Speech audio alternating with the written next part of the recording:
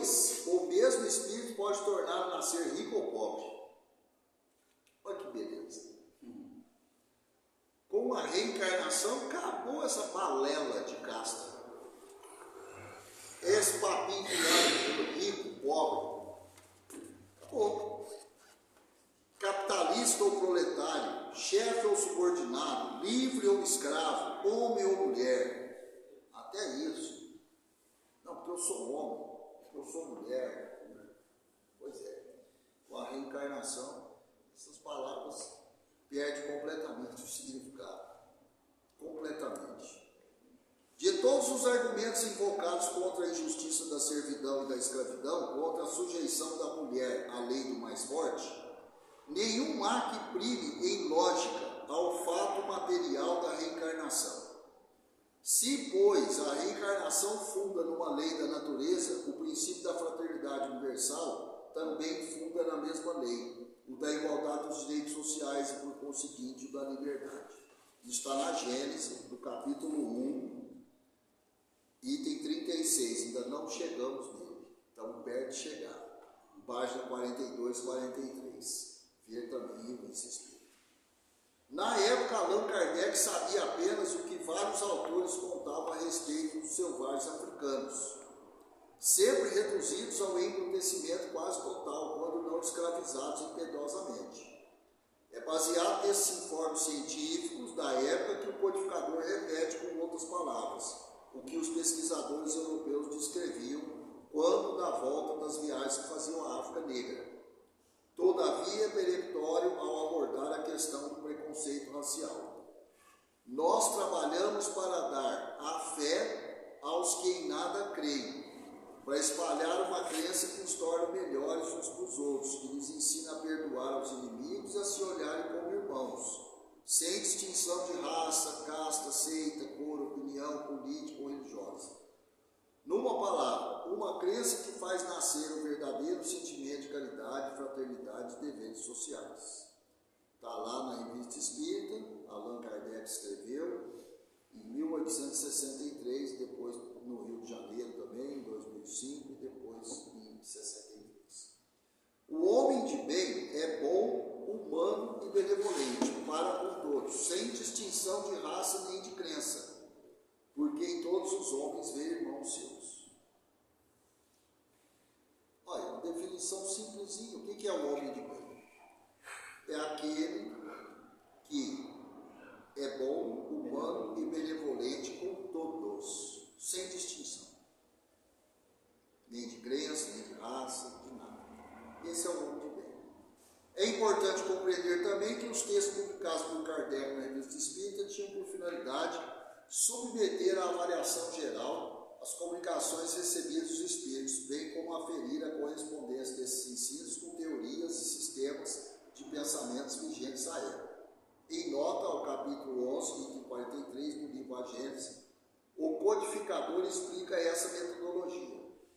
Quando, na Revista Espírita de janeiro de 62, publicamos um artigo sobre a interpretação da doutrina dos anjos decaídos, apresentamos essa teoria como simples hipótese, sem outra autoridade afora a de uma opinião pessoal controversível. Porque nos faltava então os elementos bastantes para uma afirmação peremptória. Expusemos a título de ensaio, tendo em vista provocar o exame da questão, decidido, porém, a abandoná-la ou modificá-la, se fosse preciso. Presentemente, essa teoria já passou pela prova do controle universal. Não só foi bem aceita pela maioria dos espíritas, como a mais racional e a mais concorde com a soberana justiça de Deus, mas também foi confirmada pela generalidade das instruções que os espíritos deram sobre o assunto. O mesmo se verificou com a que concerne a origem da raça adâmica. Aí nós vamos estudar isso aí lá na Gênesis, a origem da raça adâmica. Por fim, urge reconhecer que o escopo principal da doutrina espírita reside no aperfeiçoamento moral do ser humano. Então, a meta principal da doutrina espírita, aperfeiçoamento moral. Motivo pelo qual as indagações perquisições científicas e ou filosóficas ocupam posição secundária, conquanto importantes, haja visto o seu caráter provisório, decorrente do progresso do aperfeiçoamento geral. Nesse sentido, é justa a advertência do codificador. É verdade que esta e outras questões se afastam do ponto de vista moral, que é a meta essencial do Espiritismo. Eis porque seria um equívoco fazê-los objeto de preocupações constantes. Sabemos, aliás, no que respeita ao princípio das coisas, que os espíritos, por não saberem tudo, só dizem o que sabem, ou o que pensam saber.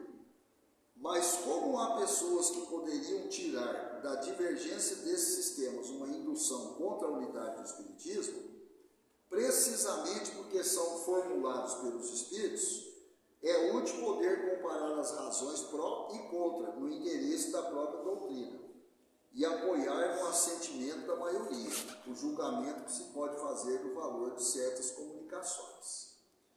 Então, em outras palavras, o Kardec aqui ele está dizendo o seguinte, que não pensemos nós que os Espíritos vão revelar tudo, por um motivo muito simples, eles não sabem tudo, e nós não temos capacidade de compreender tudo. Resumindo, em parágrafo inteiro é isso. Só que isso aí acabou despertando uma parte dos contra o Espiritismo. Então esse negócio é meio furado, esse Espiritismo. Como que não tem resposta? A ciência não tem resposta para tudo. Aliás, a ciência não responde quase nada.